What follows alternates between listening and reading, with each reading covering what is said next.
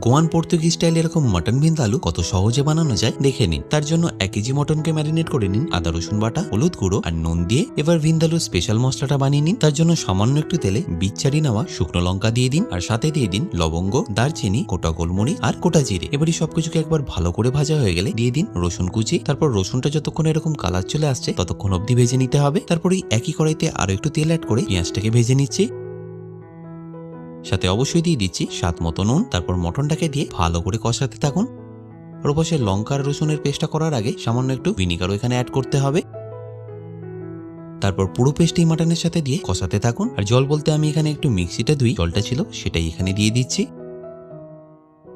আর কষাতে কষাতে যখনই দেখবেন এরকম তেলটা ছেড়ে দিয়েছে তখন প্রেশার কুকারে দিয়ে 6টা থেকে 7টা সিটি দিয়ে নিন। আর ফাইনালি মটনটা প্রেশার কুকার থেকে বের করে নিয়ে চিনি অ্যাড করুন। ব্যাস তাহলেই রেডি মাটন ভিন্ডালু। এভাবে